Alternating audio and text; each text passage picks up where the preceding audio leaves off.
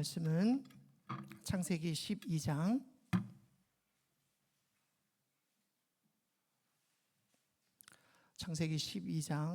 10절에서 20절 말씀까지 보겠습니다. 구약 페이지 수로 14페이지, 창세기 12장 10절에서 20절 말씀입니다. 한 절씩 교독하겠습니다. 그 땅에 기근이 들었으므로 아브라함이 애굽에 거류하려고 그리로 내려갔으니 이는 그 땅에 기근이 심하였음이라. 그가 애굽에 가까이 이르렀을 때 그의 아내 사라에게 말해 내가 알기에 그대는 아리따운 여인이라. 애굽 사람이 그대를 볼 때에 이르기를 이는 그의 아내라 하여 나는 죽이고 그대는 살리리니 원하건대 그대는 나의 누이라 하라. 그러면 내가 그대로 말미암아 안전하고 내 목숨이 그대로 말미암아 보존되리라 하니라. 아브라함이 애굽에 이르렀을 때에 애굽 사람이 그 여인이 심히 아름다움을 보았고 바로의 고관들도 그를 보고 바로 앞에서 칭찬함으로 그 여인을 바로의 궁으로 이끌어 들인지라. 이에 바로가 그로 말미암아 아브라함을 후대함으로 아브라함이 양과 소와 노비와 암수 나귀와 낙타를 얻었더라. 여호와께서 아브라함의 아내 사라의 일로 바로와 그 집에 큰 재앙을 내리신지라.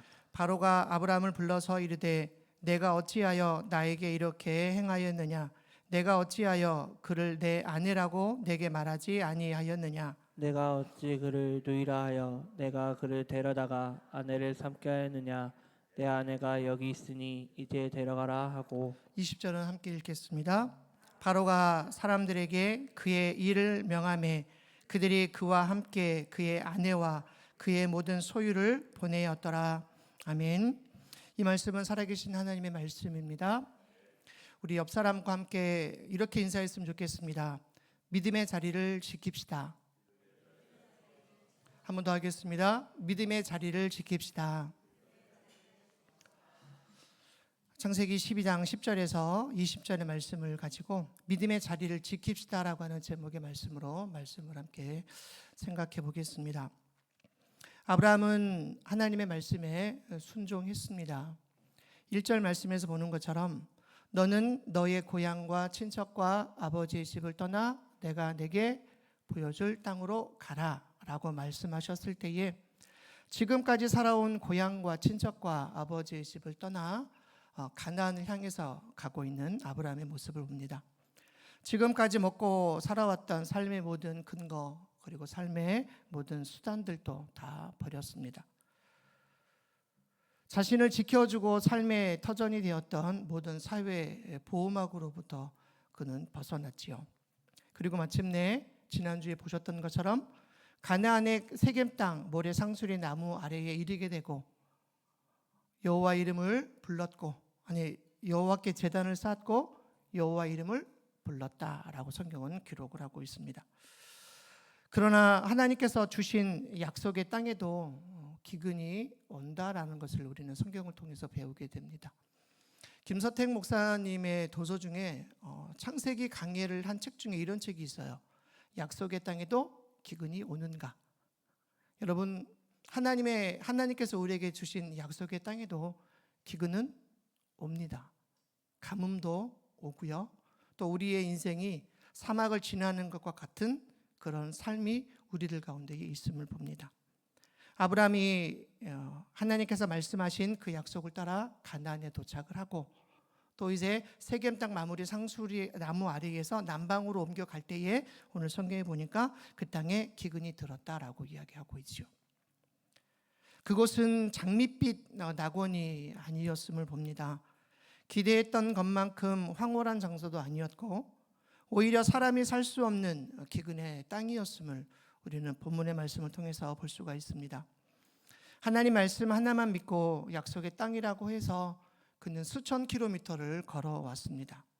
여러분, 갈대아 우르에서 하란까지의 거리가 약 1000km가 넘습니다. 그리고 하란에서 가나안까지의 거리가 약 700km가 넘습니다. 직진으로 간다라고 하면 길을 따라 간다라고 하면 갈대아 우르에서 가나안까지의 거리는 약 3000km가 넘는 머나먼 거리이죠. 수천 킬로미터를 걸어왔다라고 한다면 아브라함의 생각은 풍년은 아니더라도 기본적으로 먹고 살 수 있는 그런 땅을 하나님이 허락해 주셔야겠다라고 아마 아브라함은 생각을 했을 겁니다. 그런데 오히려 더 힘든 상황에 봉착하게 된 아브라함의 삶을 보게 되지요. 한 가정의 아버지로, 한 조직의 지도자로서 아마 그는 죽고 싶은 그런 마음이었을 것 같습니다. 자신을 믿고 따라왔던 가족과 종들에게 그는 얼굴을 들 수 없을 정도의 삶이었음을 봅니다. 혹 우리에게도 이런 경험이 있지는 않는가라는 생각을 해보게 됩니다. 마음을 잡고 또 교회 생활을 하기 시작을 하는데, 여러분, 교회 생활 시작하면 교회의 삶의 생활이 모두가 다 즐겁고 행복한 것은 아니죠. 때로는 어려움도 있고 남들과의 관계 속에서도 힘들 때가 참 많이 있는 것을 봅니다. 힘에 닿게 또 헌금하시는 분들도 있고 물질을 드리는 분들도 있는데, 그들의 삶을 깊이 들여다보면 때로는 재정적인 부분으로 인해서, 때로는 자녀들의 삶으로 인해서 힘들어하는 어려움 가운데 있는 자들을 돌아봅니다. 하나님 말씀에 순종해서 살아보려 하지만 삶에는 자꾸만 어려움이 찾아오는 것을 봅니다. 그래서 믿음의 시련에는 끝이 보이지 않는다라는 말을 합니다. 사랑하는 여러분, 우리 안에 믿음의 시련이 올 때 오늘 우리의 반응은 어때야 될까라는 물음을 던져봅니다. 우리 안에 믿음의 시련이 올 때에 대부분의 사람들은 당장 이 상황을 어떻게 벗어날 수 있을까? 이 힘든 일들을 어떻게 벗어날 수 있을까? 그렇게 물어보는 것이 아니라 우리는 어떻게 물어봐야 되는가? 오늘 하나님께서 이 상황을 통해서 내게 무엇을 말씀하시고 내게 무엇을 가르치고 계시는가를 날마다 우리는 삶 가운데에 물어봐야 된다는 거예요. 오늘 아브라함이 하나님의 인도함 가운데에 남방을 향해서 계속 내려가고 있을 때에 여러분, 그 땅에 기근이 왔습니다.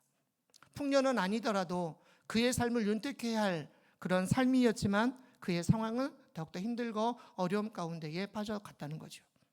그것을 보면서 대부분의 사람들은 당장 이 상황을 어떻게 벗어날 수 있을까? 이 힘들고 고달픈 일들을 어떻게 벗어날 수 있을까 생각을 하지만, 우리의 삶은 그 삶이 아닌 하나님께서 이 상황을 통해서 나에게 무엇을 말씀하시고 오늘 내가 어떤 삶으로 나아가기를 원하시는가를 우리는 날마다 말씀을 통해서 물어봐야 된다는 거예요. 그래서 잠시 우리의 생각을 내려놓고 우리는 날마다 말씀 앞에 우리의 삶을 돌아보면서 우리는 기도해야 된다는 겁니다. 기도하면 하나님께서는 우리가 알지 못하는 놀라운 돌파구를 우리의 삶을 통해서 알려주신다는 거죠. 여러분, 힘든 상황을 우리는 다 겪어왔지요. 그런데 그 상황을 벗어나고 가만히 되돌아보니까 그것이 모두가 다 하나님의 은혜였다는 겁니다. 우리의 생각을 내려놓고 우리의 고집을 내려놓으면 하나님은 그 삶 가운데에 돌파구를 주실 뿐만이 아니라 우리의 삶을 날마다 하나님의 인도하심 가운데에 우리를 쓰시고 있다라고 하는 것을 보게 됩니다. 이제 10절의 말씀을 같이 합독하겠습니다. 그 땅에 기근이 들었으므로 아브라함이 애굽에 거류하려고 그리로 내려갔으니 이는 그 땅에 기근이 심하였음이라. 아멘. 아브라함은 기근이라고 하는 위기에 부딪혔을 때 애굽으로 내려가는 것을 선택을 합니다. 여러분, 아브라함에게는 선택의 기회가 참 많이 있었을 것 같아요. 그 땅에 기근이 들었지만 하나님의 명령을 따라 그가 그곳에 머무르고 하나님의 은혜를 기다렸다면 어쩌면 아브라함의 삶에는 실패함이나 실수는 없었을 거예요. 근데 기근이라고 하는 위기가 그의 삶 가운데 부딪히게 되니까 그는 애굽을 선택을 하고 오늘 본문에 보니까 그리로 내려갔다라고 이야기하죠. 바로 여기에 무서운 함정이 도사리고 있습니다. 성경을 우리가 읽어가다 보면 하나님은 아브라함에게 애굽으로 가라라고 말씀하신 적이 없습니다. 성경 어디를 봐도, 눈 씻고 봐도 아브라함을 통해서 애굽으로 내려가라라고 하는 말씀은 찾아볼 수가 없어요. 그리고 그에게 말씀하시고 있는 것은 내가 내게 보여줄 땅으로 가라. 그리고 그 땅은 바로 하나님이 말씀하고 계시는 가나안 땅이었음을 봅니다. 그럼에도 아브라함은 기근이라고 하는 환경에 결국 무릎을 꿇고 말지요. 여러분, 우리의 삶에는 때로는 기근이라고 하는 것이 우리의 삶의 환경 가운데에 있음을 봅니다. 때로는 사막과 같은, 때로는 가뭄과 같은 그러한 삶이 늘 우리의 삶 가운데에 있을 수밖에 없습니다. 그것이 인간의 삶이기 때문에 그래요. 당시 애굽은 세계사적으로 볼 때 최고의 문명 그리고 풍요를 이룩한 문명권이었음을 봅니다. 애굽은 나일강이 가져다주는 비옥한 삼각주 평야, 그래서 나일강은 풍요의 원천이었습니다.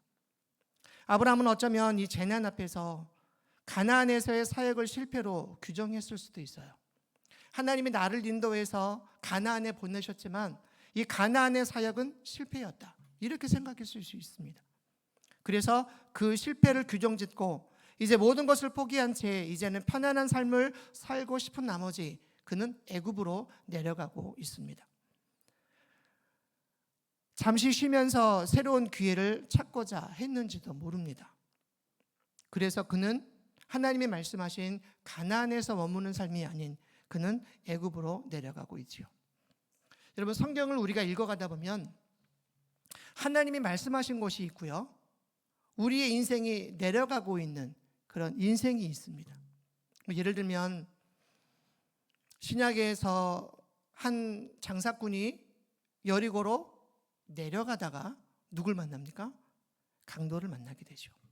그러니까 내려가는 인생은 언제나 고난과 역경의 삶이 우리들 가운데에 있다라고 하는 것을 여러분 깨닫는 귀한 시간이 되었으면 좋겠습니다.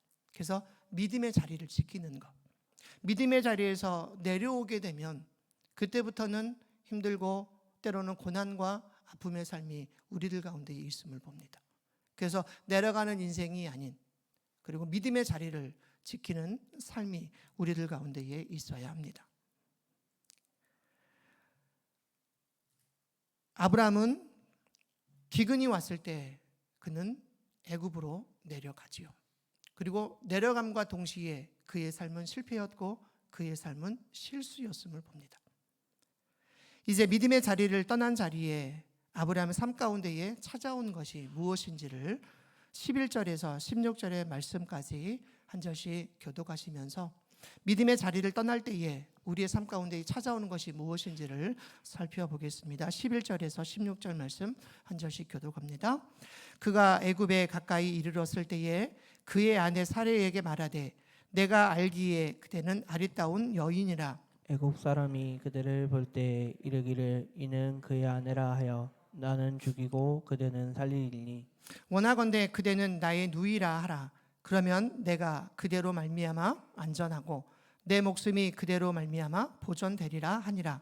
아브라함이 애굽에 이르렀을 때 애굽 사람들이 그 여인이 심히 아리따움을 보았고 바로의 고관들도 그를 보고 바로 앞에서 칭찬함으로 그 여인을 바로의 궁으로 이끌어 들인지라. 이에 바로가 그로 말미암아 아브라함을 후대함으로 아브라함이 양과 소와 노비와 암수 나귀와 낙타를 얻었더라. 아멘. 자, 아브라함이 믿음의 자리를 떠나니까 여러분, 아브라함이 하나님이 말씀하신 가나안이 아닌 애굽으로 내려갈 때에 그의 삶 가운데 찾아온 것은 두 가지였습니다. 하나는 두려움과 불안이었다는 거예요. 애굽인들은 풍요롭게 잘 살았고 여러분, 애굽인들은 음란의 문화도 굉장히 대단했던 것을 봅니다. 애굽의 바로는 신으로 추앙받던 절대 권력자였어요. 그래서 자신의 통치 아래에 거하는 모든 민족의 아름다운 여인을 마음대로 소유하는 것이 왕이 할 수 있는 최대의 권력이었습니다. 때로는 걸림돌이 되는 남편도 죽여버리는 것이 예사였습니다. 그래서 아브라함은 그것을 알았던 거예요. 여러분, 쉽게 말씀을 드린다면 우리나라 조선조 왕 중에 연산군이라고 하는 왕이 있습니다. 연산군은 제위 10년에 무엇을 만들었냐면 흥청이라고 하는 것을 만들었어요. 흥청이 뭐냐면 왕의 왕명으로 모집되어진 기녀들, 그러니까 왕이 잔치를 배설할 때에 왕의 주위에서 흥을 돋아주는 사람들. 그런데 후에는 이 흥청이 어떻게 쓰였냐면 기생들뿐만이 아니라 남의 부인들, 그리고 심지어 다른 사람의 아내들, 자기 신하의 아내들까지 흥청으로 잡아들였습니다. 최대의 권력을 사용했지요. 그래서 이 흥청이라고 하는 단어에서 무엇이 나왔냐면 흥청망청이라고 하는 단어가 나오게 된다는 거예요. 자기에게 주신 권력, 그리고 자기에게 준 권력을 너무나 잘못 사용했던 거죠. 아브라함은 애굽에 이르렀을 때에 바로가 자기의 아내까지, 자기가 볼 때에 아리따운 아내까지 뺏기게 될 것을 너무나 두려워했던 거예요.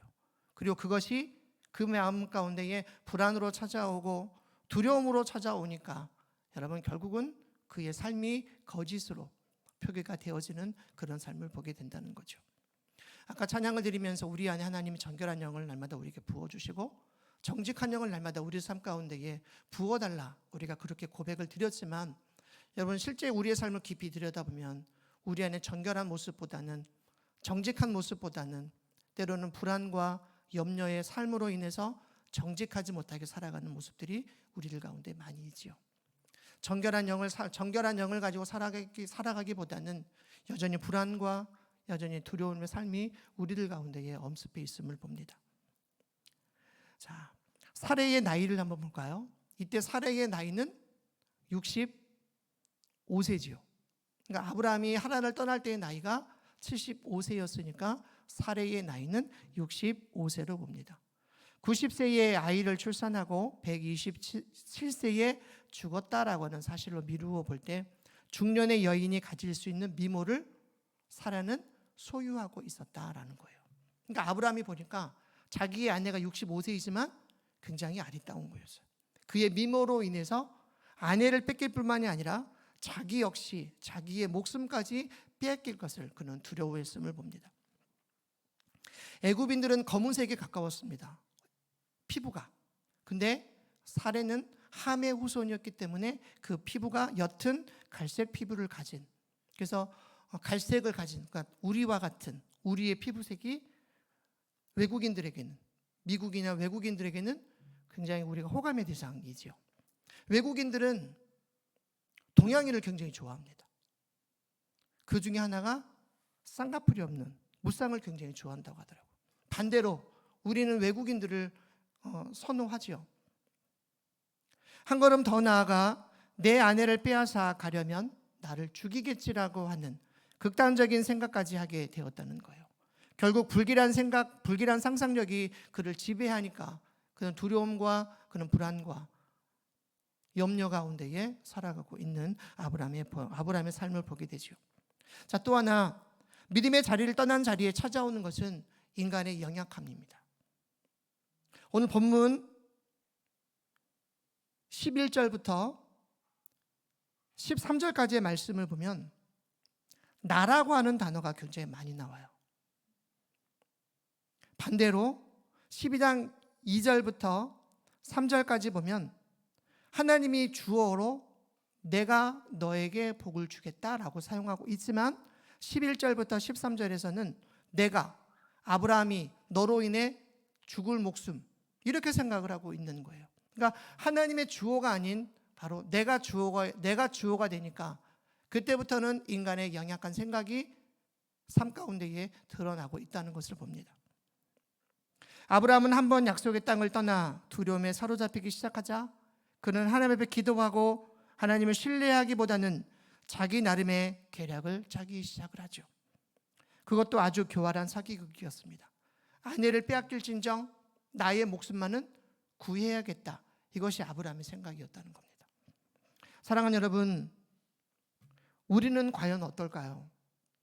우리의 삶이 하나님의 약속인 말씀에 의지하기보다는 때로는 환경과 주위의 세상적인 것으로 인해 여전히 우리의 마음 가운데에 두려움으로 우리는 사로잡혀 있지는 않는가?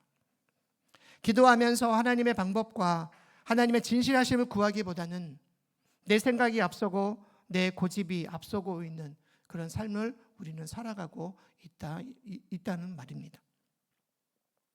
오늘 아브라함의 삶을 통해서 나의 고집, 내 생각을 내려놓고, 여러분, 내 생각이 걷어지고 내 고집이 걷어지면 그 가운데 하나님의 생각이, 하나님의 은혜가 우리의 삶을 인도해 가신다는 겁니다.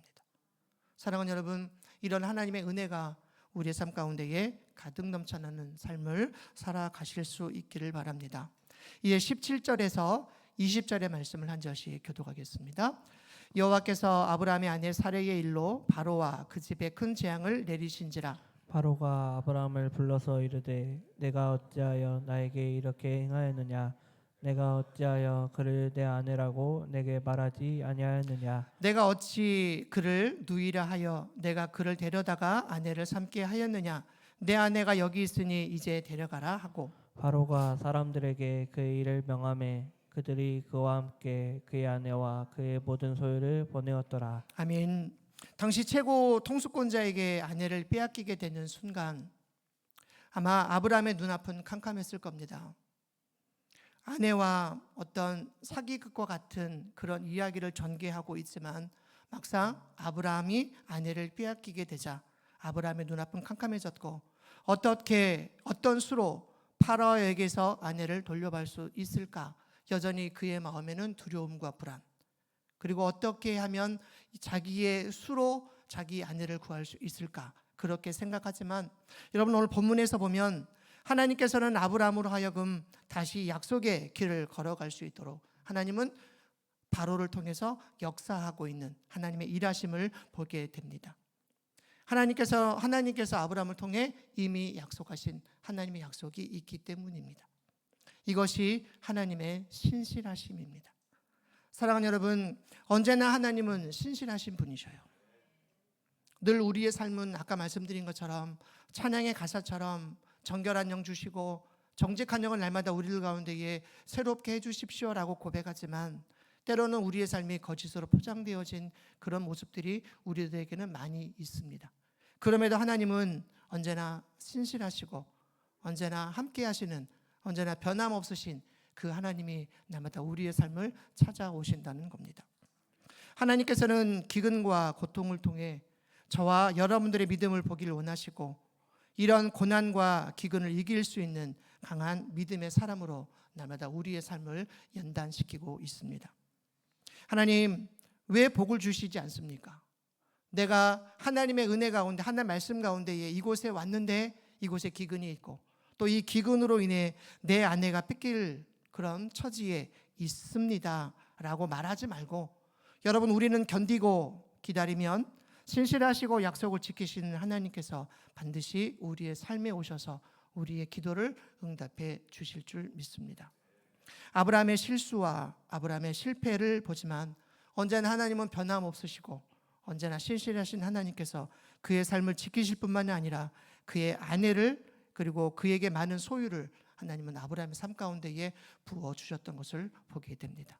사랑하는 여러분, 오늘 우리의 삶 속에 생각하지 못했던, 그리고 생각도 해보지 못했던 기근과 염려의 삶이 우리들 가운데에 올지라도 결코 우리는 믿음의 자리를 떠나면 안 됩니다. 그것이 때로는 자녀로 인해 힘들고 어려운 그런 자리일지라도 우리는 그 믿음의 자리를 지키고 또 그 믿음의 자리 가운데에 하나님을 예배하며 찬양하는 저와 여러분의 삶이 되시기를 주님의 이름으로 축원합니다. 주어진 환경에 넘어지기보다는 환난을 벗어나 하나님의 귀한 은혜가 우리의 삶 가운데에 가득 채워지는 복된 삶이 되시기를 주님의 이름으로 축원합니다. 기도하겠습니다. 고마우신 아버지 하나님, 우리의 삶의 기근과 또는 가뭄과 사막을 지나는 것과 같은 그런 삶이 우리들 가운데에 있을지라도 신실하신 하나님이 오늘도 우리의 삶을 붙드시고 우리의 삶을 인도하여 주시는 줄 믿습니다. 세상은 흔들리고 사람들은 변하여도 하나님의 은혜는 우리의 삶 가운데에 있기에 오늘도 감사하며 예배하며 나아가는 믿음의 삶 되게 하여 주시옵소서. 이 시간 하나님의 말씀을 붙잡고 함께 기도하겠습니다. 하늘의 문을 여시고 응답하여 주시며 기쁘고 감사한 삶이 우리들 가운데 넘치도록 하나님 인도하여 주시옵소서. 예수님의 이름으로 감사하며 기도드립니다. 아멘.